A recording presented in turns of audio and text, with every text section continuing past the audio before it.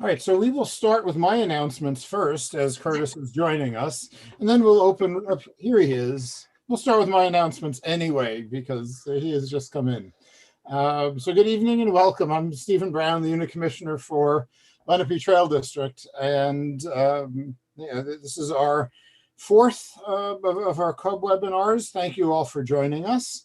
Everyone's going to be muted during the presentation, but we've given you the opportunity to but we are asking that if you have questions, you take advantage of the chat room. If you bring your mouse to the bottom of the screen, you'll see there's a chat room. Throw those questions into chat. They may be answered through the chat room, or the expectation is we will be asking our presenters and other people. This is a roundtable, so hopefully we will have some discussions going on. Please provide your name and unit number and your town in the chat. Those two things, it gets you familiar with the chat and gives us a sense as to who's here for attendance. The presentation is being recorded and will be made available at our council website at nnjbsa.org. And as Curtis looks like he's still connecting, I'll ask Chris to give us the flag, and we will do the pledge and the Scout Oath and Law.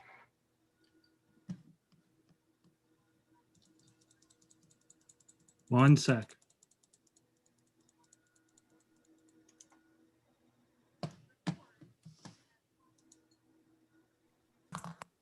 Scout salute. I pledge allegiance to the flag of the United States of America and to the republic for which it stands, one nation, under God, indivisible, with liberty and justice for all.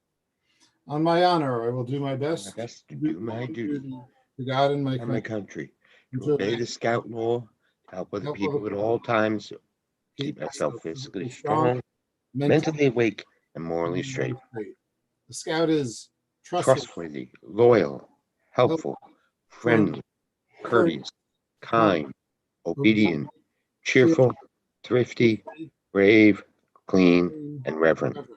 And as this meeting is involving the outdoor code, and we now have troops who are doing this as part of the meeting, the outdoor code. As an American, I will do my best to be clean in my outdoor manners, be careful with fire, be considerate in the outdoors, and be conservation minded. Thank you. I now have the pleasure of introducing Curtis Miller.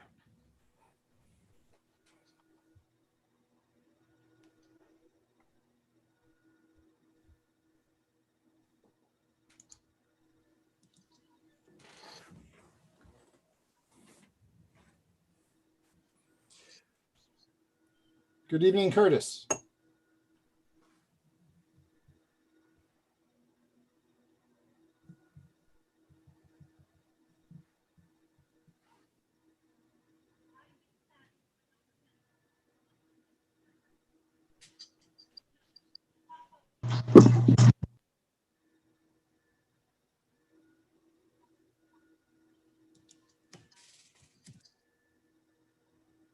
So I know I will get the introductions wrong if I do them. So let's give him another few seconds. Steve, can you hear me? Yes. Okay, I'm so sorry. I had some difficulties. Good evening and welcome, everyone. My name is Curtis Miller, Field Director for North New Jersey Council, and thank you for attending our Cub Scout Roundtable series this evening. First off, I would like to introduce our professional staff and key volunteers that's instrumental in putting together a fantastic program and presentation for you this evening. First off, I'm not sure if she's on, but I would like to introduce our Scout Executive and CEO, Rebecca Fields. I also would like to introduce our Council VP for Membership, Mr. Tom Chivas. Thank you for attending tonight. I want to also introduce our Council Commissioner, Mr. Walter Korlick. I also want to introduce Mr. Barry Goldman, our District Commissioner for Three Rivers District.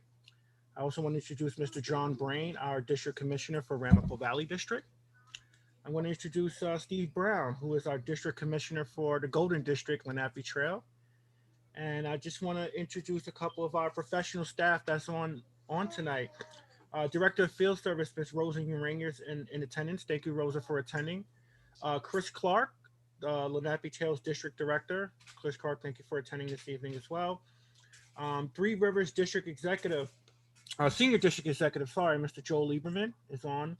Also, District Executive Billy Cook, that's a part of the Three Rivers District professional staff.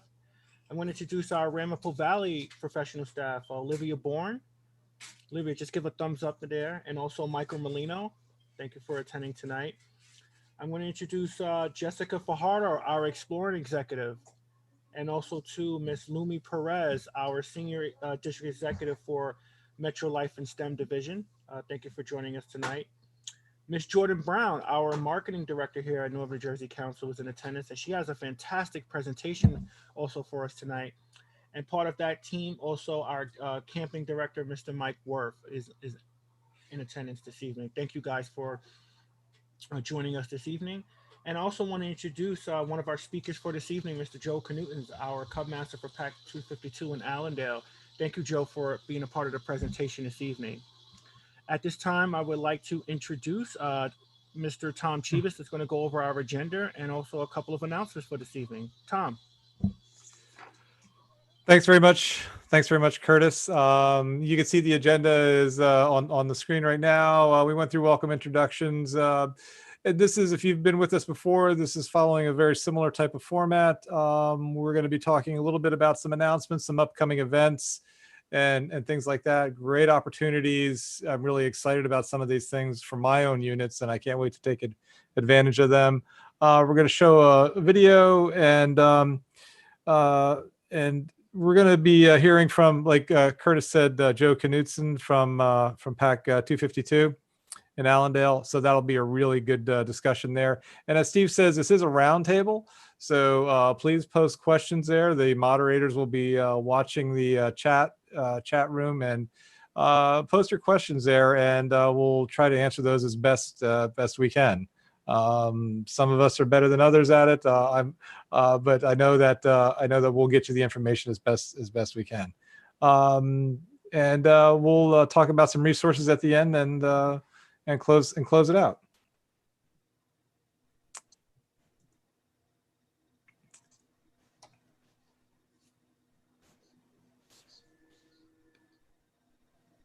So just real quick, I just want to talk a little bit about some recruitment items from our membership committee.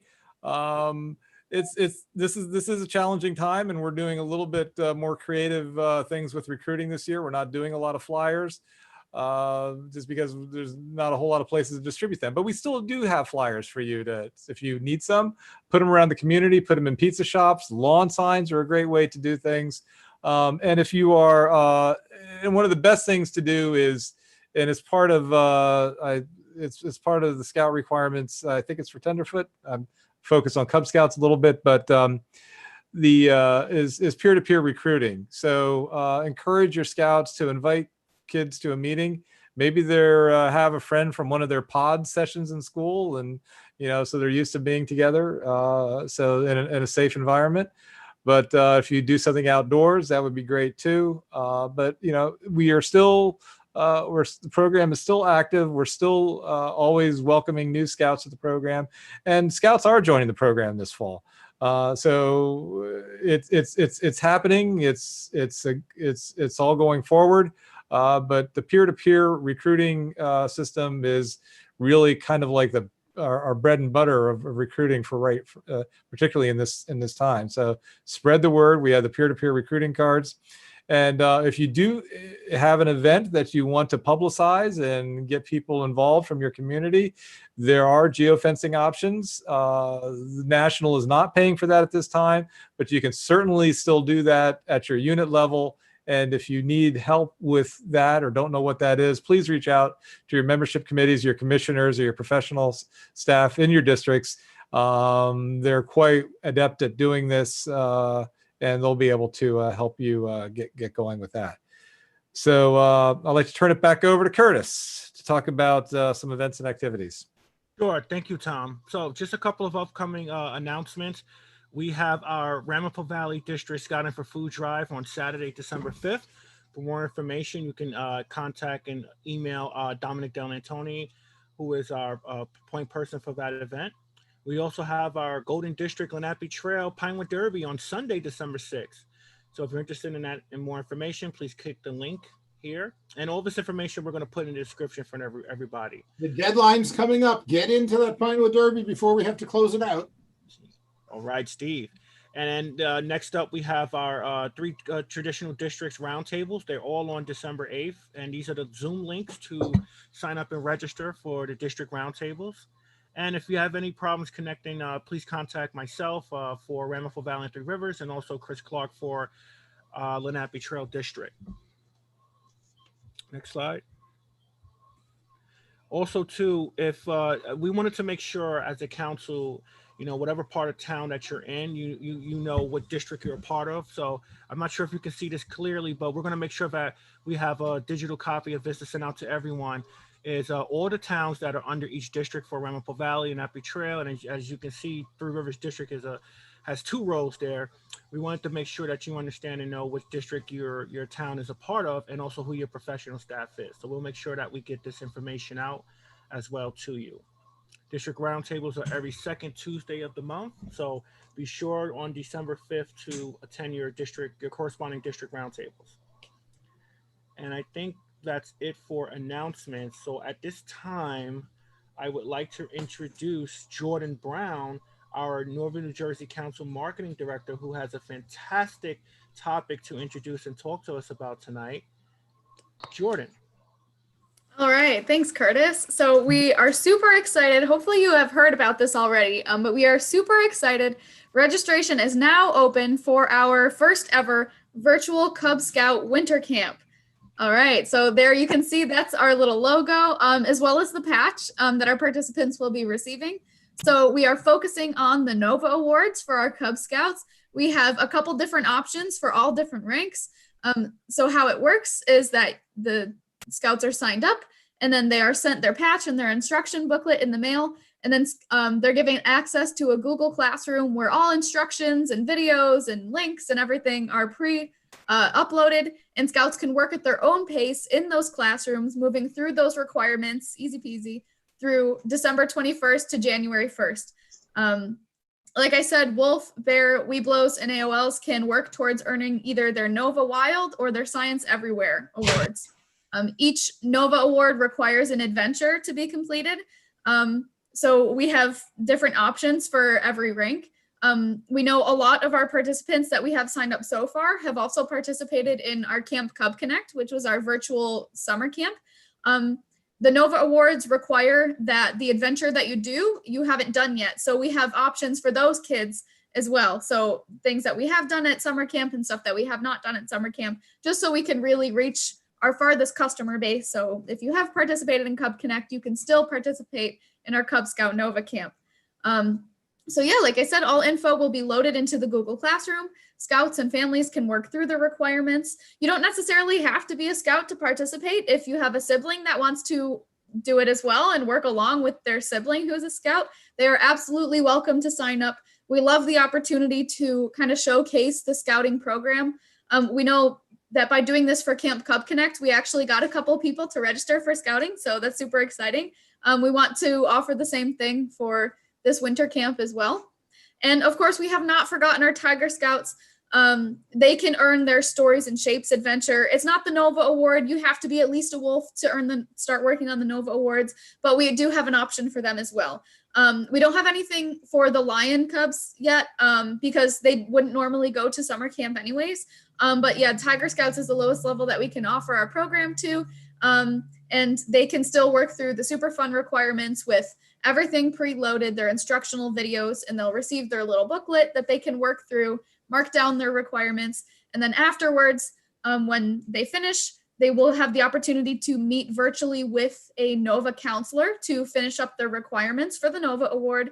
And then when that is done, they will be sent a completion certificate that they can use for proof for advancement that they can hand in to their Cub Master. So like I said, we're super excited about this. We have a great team. We have a great staff. Some of our guys who typically worked at Camp Lewis over the summer, who worked for us for Cub Connect, they are back here to work this Cub Scout Nova Camp. And the best part of all of this is that it's only $15. So if you wanted to try out more than one option, it's a great economic way to keep your kids busy this winter break, while they're stuck inside, and everything.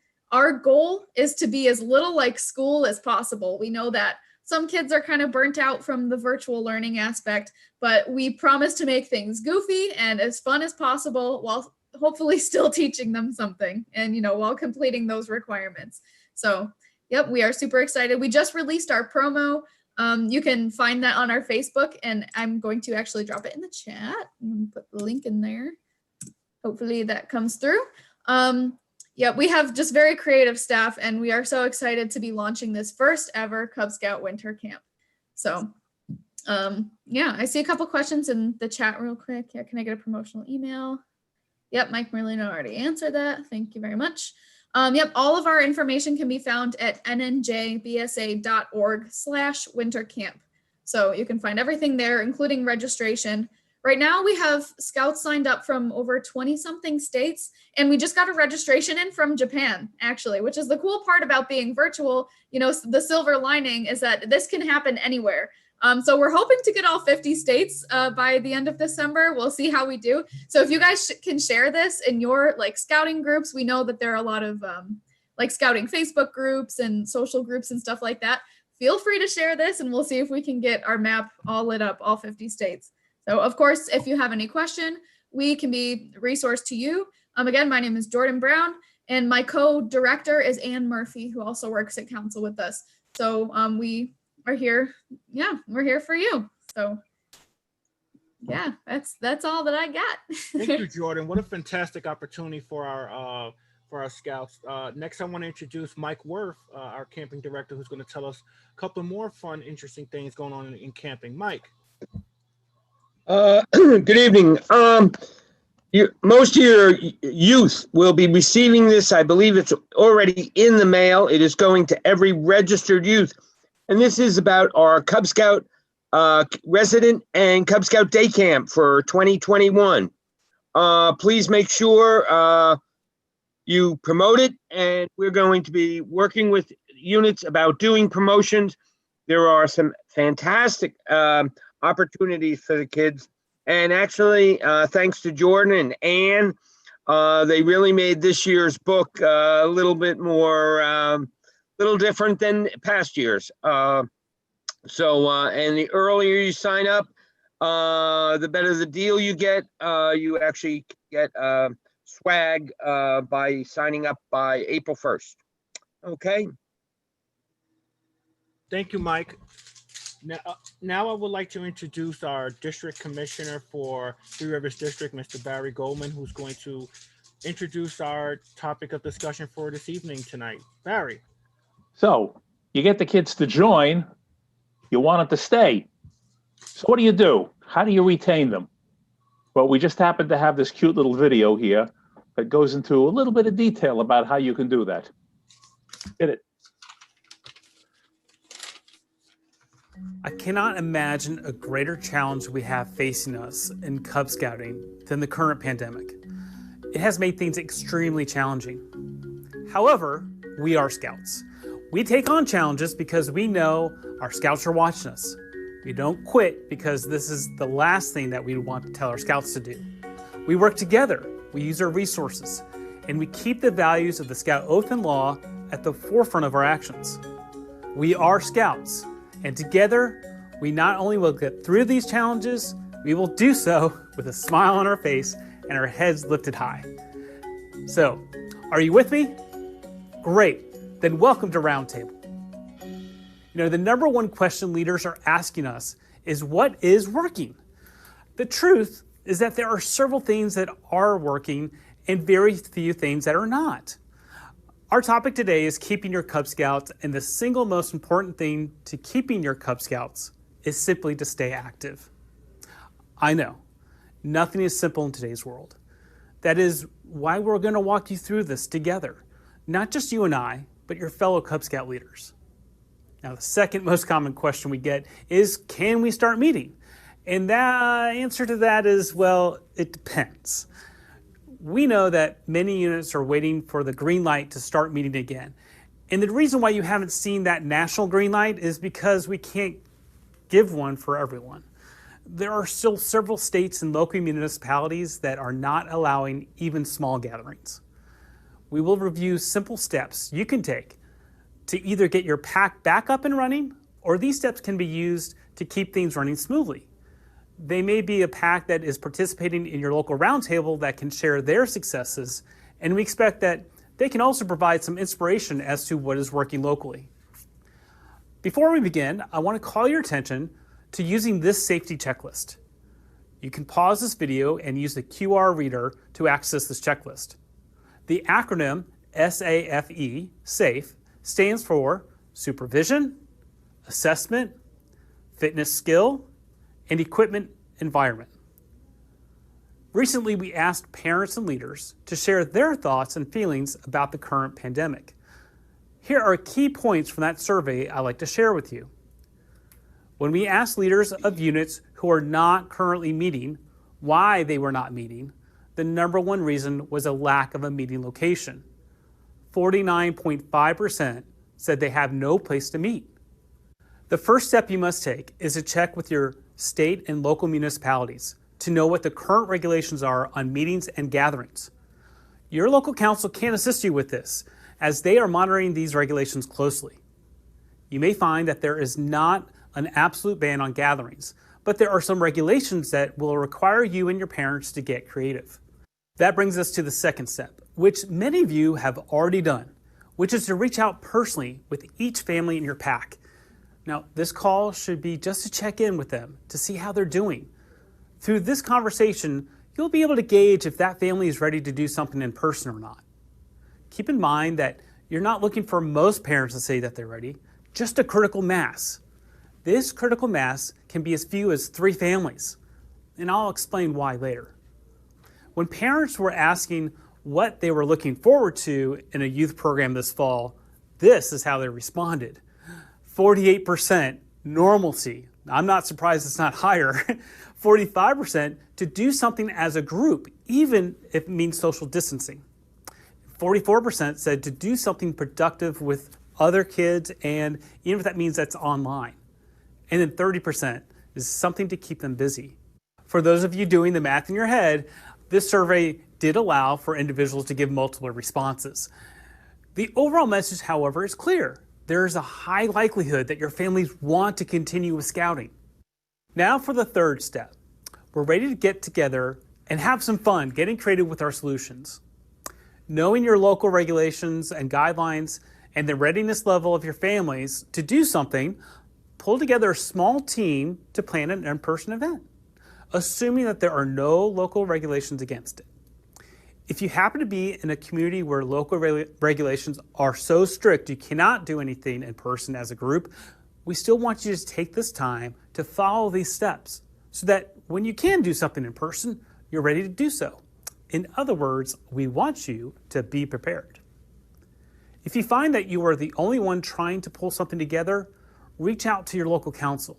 I assure you that they want to provide you with as much support as possible and know of additional resources that are available to you. Now, this fourth step can be done simultaneously with the previous step, which is to engage your charter partner. Your charter partner may not have an indoor meeting space to provide you, but they may have access to an outdoor space or know of another facility that they can assist you with. If your charter partner is unable to assist you, you will still need to inform them of any decision you make about using a different location for your scouting activities. Now, remember that one solution for a meeting location may simply be the backyard, garage, or other location owned by one of your families in your pack.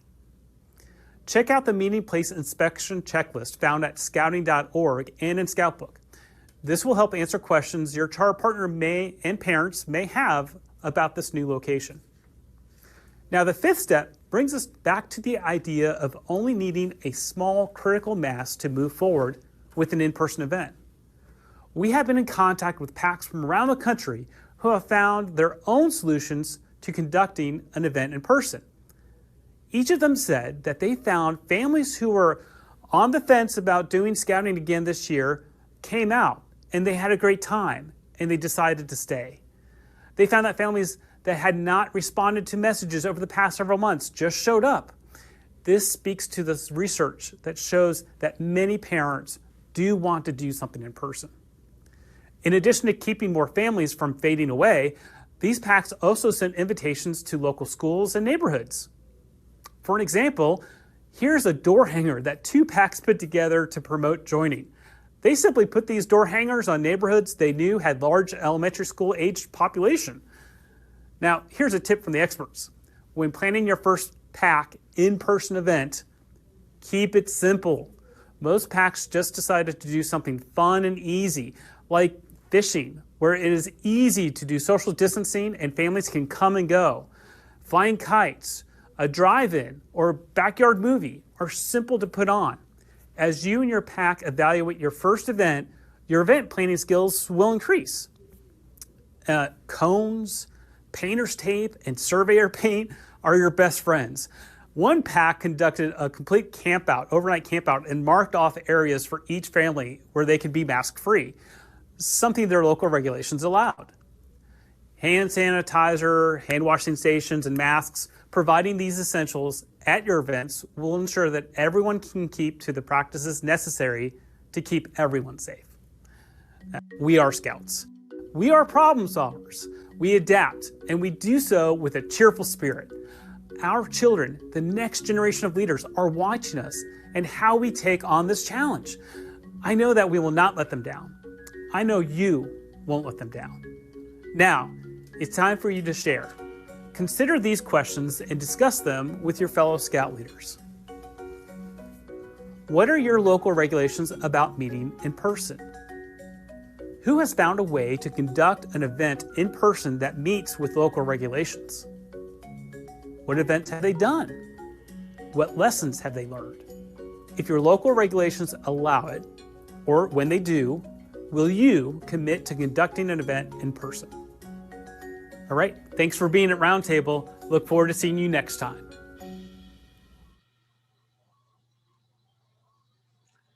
Thanks, Barry. Steve. So thank you all.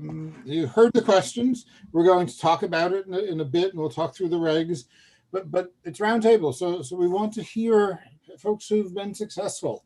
What's worked? What have you learned? How have you been able to keep packs and dens alive? For next part of our discussion, though, I am pleased to introduce Joe Knudsen from Pack 252 in Allendale. Joe comes to us from Florida. Joe came through the program, Cubs, Hour of Light, Eagle, and is now active in the pack as Cub Master with his son. Joe. Hi, everyone. So thanks for the introduction. I'm excited to share some of our pack's ideas and plans around retention. Next slide. So both our son and daughter are in the pack. I recently asked them why they want to do Cub Scouts. And both of them said, Dad, because it's fun. So they both rated Cub Scouts at the top of their list compared to other school activities. I mean, children and most people want to do things where they have fun. As leaders, we should really try to make every activity as fun as possible. Now this here is a stock photo, and I've got some personal photos in some of the next slides. And you can tell which ones are from this year because everyone's apart and wearing masks. And if everyone's together, then that's from the past. All right, next slide. So at each of our pack committee meetings, we talk about the events from the last month and ideas on how to make things better and more fun. We have a Google spreadsheet to track these ideas when it's time to plan events for the next year. At the end of pack meetings, I'll walk around and ask a few kids what they thought about the event and make sure that they had fun. As an example of improvement, our pack used to have an indoor artificial campfire for ceremonies. Now we have real campfires at pack meetings in our local town park. The pictures here are from our October pack meeting where we had a campfire, skits, songs, Halloween, and a Halloween parade, including our 2 Cub Masters dressed up as Darth Vader and Kylo Ren. And also you notice like the first 6 people in the parade here were girls. So we've had a lot of girls join our pack too, which is great. They're all having a great time and getting along together well with the boys.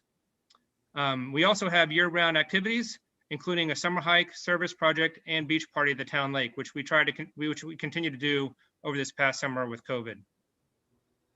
Next slide. So kids love to camp. Camping is another big part of having fun for our pack. On a typical year, we have 6 camping trips or overnighters. Each camping trip has different activities. This year's been kind of tough. Our Diggerland overnighter was canceled the week before, and then we threw together a really last minute camping trip in a town park. It actually went really well, and we had like 60 people come. We always try to allow siblings to come to our camping trips. And if people don't really want to plan camping trips, I'd highly recommend the family camping weekends at Camp Lewis. It requires no planning, which is always nice. More importantly, the Camp Lewis staff and volunteers have done an awesome job with all the activities and food. Our son has been on probably 25 camping trips with Cub Scouts, and he said the last Halloween at Camp Lewis just a few weeks ago is one of his favorites. Next slide. So if pack meetings are fun, the den meetings have to be fun too. Here's some pictures from our daughter's den. The top one, we have our den chief playing games with them all spread out with cones. We try to pick activities and games that the kids will enjoy. Speaking of den chiefs, last year we had 9 den chiefs, 6 boys and 3 girls. Den chiefs also help lead some of the games, and there's someone for the Cubs to look up to, which always helps encourage them to bridge the troop when it comes to the end of 5th grade. When teaching the dens, den leaders, should always try to ask kids questions so it helps them listen and they can participate. And then for the kindergartners and 1st graders, get the parents involved. You can see here's a last year picture from the kindergartens. The bunch of the dads and some moms are dancing and doing exercises with the kids. So the kids love it when they're younger, having their parents participate. And den leaders and pack leaders should be energetic, passionate, and fun when leading all the activities. So it's fun for the kids. All right, next slide. So the kids are having fun. Try to make it fun, or at least not too stressful for the parents. One campsite we used to go to felt like it was a 100-foot vertical climb from the parking lot. Parents are not happy carrying all their stuff up. So we tried now to pick sites that are fun for the kids and easy for the parents to get all the gear to. When picking dates, consider alternating days and times because some families always have a conflict with a specific time. Some dens use doodle.com to help set meeting dates several weeks out. We're usually fine with siblings coming because we're all about family scouting and it's easier on the parents. Also, let parents know that Scoutbook has a nice way for parents to subscribe to all pack and den meetings so it shows up automatically in their calendar. Next slide. So our renewal email with dues and forms went out in July to our 100 families with our pack events and COVID safety info. If someone doesn't pay, they get their first reminder in August, then 2 reminders in September, and then personal emails or calls in October. If someone drops, then we ask them for feedback and let them know they're always welcome to come back at any time. We typically have 1 or 2 scouts join each year that were in the pack in the past but then dropped. So it's always important to make sure that scouts know that they're welcome to come back. Next slide. So having been Cub Master for 4 years, I've heard a lot of different reasons why people are dropping. A lot of them are, my child is too busy with other activities. So this past year, I put together a list of the benefits of scouting from different articles. The QR code on this slide goes to a Google document that you're welcome to use. Now, all parents want the best for their child. So if scouting is fun and parents understand the benefits, then scouting should be at the top of the list when choosing their kids' activities. So in short, if scouting is fun for both the kids and parents understand the long-term benefits of scouting, retention should be high. That's all I've got. And thank you, Joe, for that fantastic presentation. I'm going to turn it over to Steve Brown and John Brain to lead our question and answer discussion. So we have some comments in the chat room, but in addition to that, Joe, it looks like you're having some great activities and you have good turnout, even the masked people, certainly at your pack meeting. How were you able to convince parents to show up and to bring their scouts, bring their cubs? I mean, the biggest things, we try to make sure we have social distancing at all events. So, I mean, in the past, we sort of always know like what activities we have each month. Things have really changed with COVID. So the pack committee kind of tries to come up with ideas of things we think will still be fun, but can be spread out. So like last weekend, we went for like a 3-mile hike. All the families were spread out, and we still want everyone to wear a mask, even though they're spread out. So if we tell people, we're going to try to stay spread out of the pack events and camping trips, and everyone's going to wear a mask the entire time, unless you're like sleeping in your tent or if you're eating and then you're spread apart, I think people feel, safe. We still have had maybe 25% of families are just on hold this year and plan to come back next year. But we're still getting pretty good turnout for those that want to participate. And Jennifer, what has your pack been doing? I'm going to out you. You can unmute yourself and please help us. Yeah, so in October, we actually did a rocket launch, and we set it up so that the launch was, I think, between 9 a.m. and I think 11 a.m. You could show up when you want, launch your rocket, and if you need to go, you can go. Where in the past, we'd have everybody show up at the same time. So that, and then this past weekend, we did the 5-mile hike at Jockey Hollow. So now I need to get the kids their patches for it. Great. And that was also families came out and hiked kind of more or less together. Yeah, so like there was like a group of kind of kids up front and parents kind of strung out and back, and when kids needed some time with parents, the parents would kind of collect them up, and we kind of spread out in like parents and kids for the snack time and stuff like that. And Oscar, was your troop involved with the pack, or these were some of your troop activities?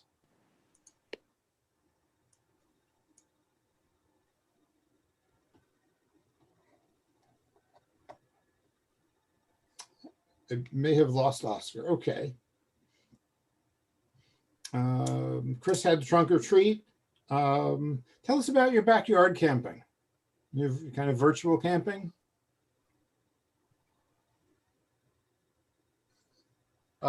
So the AOLs had backyard camping. So for those who could make it to the one location for the den leader, they camped, they socially distanced, they were masked, the parents were there. We had a permission slip for it. For these events that we do that are separate from our normal meeting location, we always do a permission slip. We go through, we have a COVID questionnaire. We make the people answer the questions, and then we take their temperature just so that we record all the information. But essentially the kids camped out in one backyard. One kid couldn't make it. He camped out in his own backyard the following weekend, and we documented that so that we had contact with the activity. The trunk or treat that we did, we went to great lengths. We set up in a parking lot. We set up a line of cars. We opened all the trunks, and we provided all the candy. Everything was bagged up. The kids socially distanced. They wore masks in addition to their Halloween masks. All of the people handing out the candy were gloved. We provided hand sanitizer between each station. So each time a kid went from one station to the next between cars, they got their hands sanitized. The dens were separated by 10 minutes. So each den, we started with the youngest kids and then worked our way up to the eldest kids. And there was 10 cars, so each kid got 10 separate bags of candy. We have some kids that had allergies, so we provided them specifically with, allergy-specific bags just specifically for them. They had their names written on them. And the parents were disallowed from participating, so the parents dropped them off at the beginning of the line. At the end of the line, they picked up their children, and the kids were chaperoned at a distance by myself. All of the forms were collected at the beginning, We reviewed them. We took their temperatures. Like I said, we went to great lengths to make sure that it was safe, but it was also a fun experience for the kids. Seamlessly, it was fun for them. And it sounds like you're starting to get them set for scouting as you push the parents away and then let the Hour of Lights on their own. How are you working some of the earning of the Hour of Light and the transition to scouting? So we have four scouts that are Hour of Light this year. All of their requirements, to the best of my knowledge, are completed. They have, the way that we structure it is we try to upfront load all of their requirements. And we're going to do an actual bridging ceremony, and we'll probably broadcast that to the rest of the pack. That's what we're planning on doing. We've been talking about it with our committee members. So we'll have those four scouts there, their parents there. They'll be socially distanced. And what we're going to do is we're going to bridge them and broadcast that to the rest of the pack. Great. And is the troop that you generally feed to? Actually, I know the answer to this question, so it's great to ask a question to which you know the answer. Are they meeting, and how are they working with the Cubs and crossing over? So we have we bridge to a particular, one troop primarily. We have bridged to the other troop in town as well. And what we're doing is we have dinners that come in and work with the kids, so the kids get groomed. And we have one specific dinner that works with them. They kind of learn the processes, of how things are going. That's really it. Okay, good. So one of the things, before I call on Jason, you're on deck for a minute, but we heard today that New Jersey is limiting indoor activities to groups of 10 and outdoor activities to groups of 150. So one of the takeaways, along with the restarting scouting, and you heard in the video, see what's going on locally, see what the requirements are, and if there are even more substantial requirements in your town or the counties, because you want to make sure you're not violating any of those. And we got a call today. Our troop from our sponsored organization, they sponsor troop and pack, and the news was, sorry, we can't bring you inside because both the pack and the troop are pretty big. You're back to outdoor meetings. We're just starting to say it's getting dark outside and move into meetings. So that's going to require some creativity as well. Jason, you were talking about hikes. Yeah, we've tried to double up on our hikes, mostly to make up for the lack of indoor meetings. They're real easy to set up. We've got a couple hike masters that love to do it. We've got a number of locations around the area. In another couple of days, I think we're going to Eagle Rock Reservation. And you know what? The kids like it. It's a little more activity. That's why I said the parents don't like it as much. But it's not bad. And we're looking for other ways to do things. For instance, somebody mentioned bridging. We used to do an indoor bridge in an auditorium in our, in the church that is our, sponsoring organization. We were in the park the other day and we saw a bridge in a playground, like one of those little bridges that go, they used to call them monkey bars or whatever. So we got the bright idea. It's outdoors. We're going to have a bridging in another couple months. Maybe we do it there instead of indoors. So. And there's good hiking in Essex County. There's the whole Lenape Trail. Crew 59 actually spent a weekend or 2 days a few weeks ago cleaning and doing trail maintenance on the Dinosaur Trail, part of the Lenape Trail. So you go there now, follow the Blue Trail. There was a Scout Eagle project where the bridge is, and now you can walk without getting hit in the face or the feet by grass or other things. And that was a way, so it's not Cubs, that was a way to get a venture crew out. And it was one of their activities to get out, to be socially distant, contribute as part of a service project. And now I'm inviting your den to hike it. So life is good. So Renuka, I'll call on you next. That the overexposed kids. I mean, this has been a problem throughout, and it's overexposed, I think, in two areas, but I'll let you comment on it. They're overexposed to video and spending too much time on video. I know I am, but also overexposed to perhaps the disease and other people. What were you thinking on that? I'm going to out you. I'm a teacher, so I do that.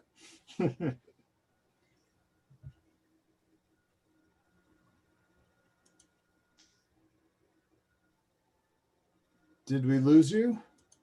No, I had to unmute myself. Okay. Yeah, I'm a new den leader, and while my girl den is doing really well, I find that the two problems I'm having with getting the boys den more involved is the parents don't want, they just feel they're new, and with COVID, they're not very interested in stepping up and coming with their tigers.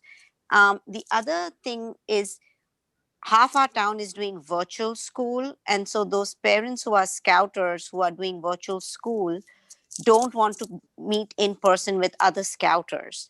So even though we've had hikes and things like that, there's, like 5 families show up. So it's kind of a demotivator from a pack perspective, but, some dens are thriving and some are not. So I wanted to know, is there any suggestions y'all can give when, we have a town where the virtual kids will not come out in person to mix with the kids who actually go to school?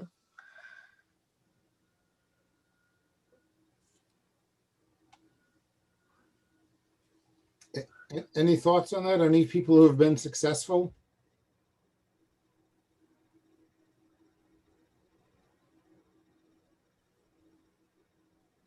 Joe? I've heard from some people that they will broadcast like their pack events like on Zoom, so those who are at home can like watch and somehow like figure out how to participate. We do that with some of our other sort of in-person meetings too. We haven't done that for our pack yet. I just heard that like at one of the last meetings. So I thought that was a pretty interesting idea for those who are who don't want to come out of their house at all. And I think we've heard some about meetings in parks where it is substantially more distant.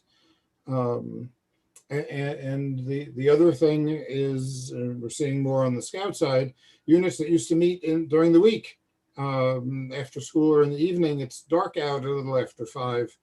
So we're starting to hear about units meeting Saturday afternoons or Sunday afternoons as a way to get people together without being in the dark. And Chris, I see your hand is up live. So Steve, I apologize. I didn't mean to put my hand in your face. So one of the things that we've been doing is we've been, as part of our activities, we send out things ahead of time. So a lot of preparation goes into it by the den leader. But like, for instance, this past Saturday, for our Weeblos, we had our science portion.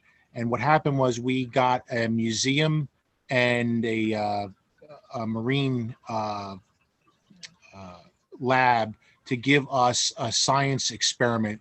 So there was all different aspects of it, and they were actually approved by scouting to perform this function. And what they did was they sent us a kit. We paid for it. It had all this different information in it. So it had like an experiment to do an electrical circuit, for instance.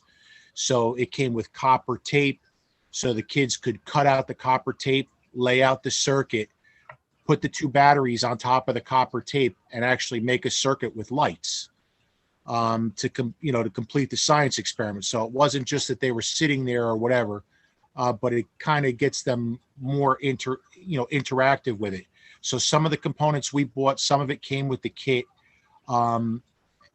But, you know, obviously the biggest part that we found that makes it successful for us is by the den leaders doing preparation, either by having people read ahead, just the normal stuff, but making it interactive for the scouts. I think that's great. Sometimes we forget, yeah, you still have to prepare. Although there are great resources online for den leaders, there are great resources in the den leader app that's out there that we know den leaders have been taking advantage of as well. And I'm going to comment quickly on Joe because I think I have to turn it back over to Tom for other resources. But yeah, so Joe's comment. Well, Joe, actually, I think it's a great closing comment before we move on. Joe Brett in your Google Classroom.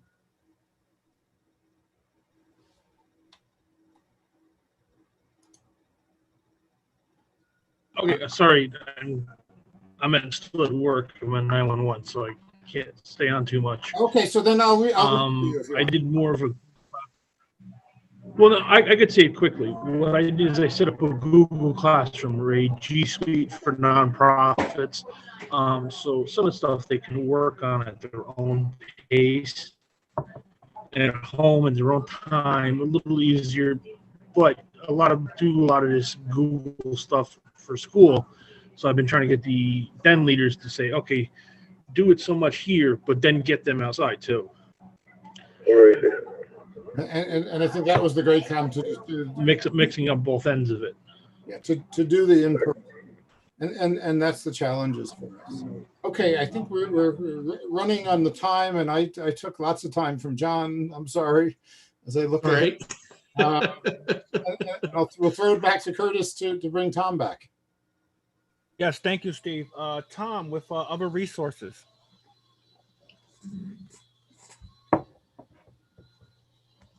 Yeah, so you know, I just wanted to comment real quickly, not take up a lot of time on Joe's comment about Google G Suite. If you can go through the effort to set that up, you do need a tax ID and you do need to be a nonprofit with your charter partner on that. It's a little complicated, but if you go through that, it can be pretty handy, and you do get a lot of resources for free. So that's a great thing to do if you can do it. Just real quickly on resources. We don't want to read all of this, but you know, resources. There's tons out there to do. These are just a few things that we put together on here for recruiting. You know, Scouts in Action, the Brand Center. If you haven't been there, that's where you can get all the really cool graphics and logos officially branded and so on. And it's really important to pay attention to that if you are presenting yourself as a Scout unit, you should be using official BSA logos and branding, because you're entitled to do that. And we want to make sure that the brand is protected properly. And update your Be a Scout pin. Talk to your membership committees, your district committee chairs, your district membership chairs, your commissioners on how to do that if you don't have any, if you're not unsure about that. But basically what the idea is that if you go to beascout.org, that's kind of like a first landing page for people to go to find a Scout unit in the area. And if you aren't there, you're going to maybe miss out on some new potential recruits. And you know, I've gotten several, and it's a really good resource. It's free, it's easy, and you can keep track. And if you want to set up yourself with online applications, that's all there. It's very simple to do nowadays. So next slide.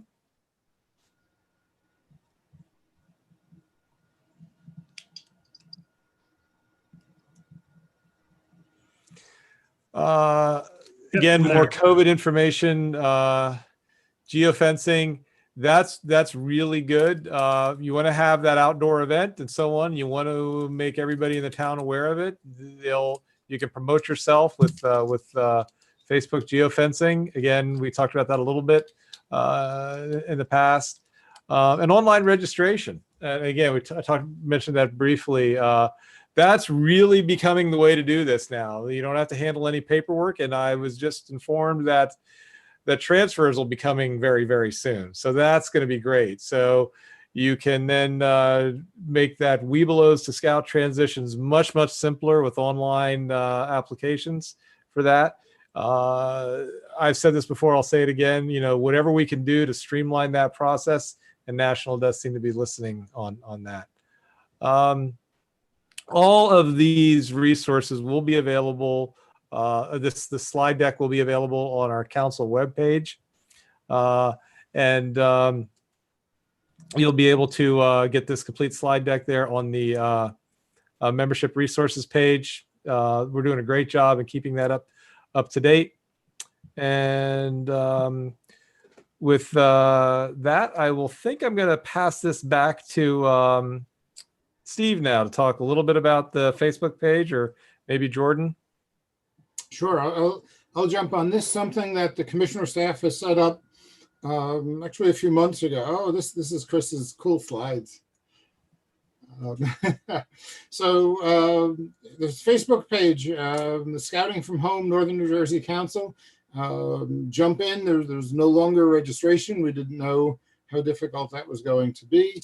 Lots of good ideas. We have scout troops, venture crews, and packs talking about ideas and things that have worked for them. Some of what we did tonight, only much more Facebook style. Please jump in on that, subscribe to the group, and you're set. A lot of good ideas and a lot of good discussion on that. And I send it back to Curtis. Thank you, Steve. So at this point, I want to, and Chris, you can throw the next slide, just some additional resources from our national webinar series, Restarting Cub Scout Safety webinars. Here's the link for all that information as well. So that's, again, more additional resources that can help you during these times and to assist you with any additional questions you have in regards to your Cub Scout packs. So at this time, we're going to conclude our presentation from this evening. I want to encourage and thank everyone for joining tonight.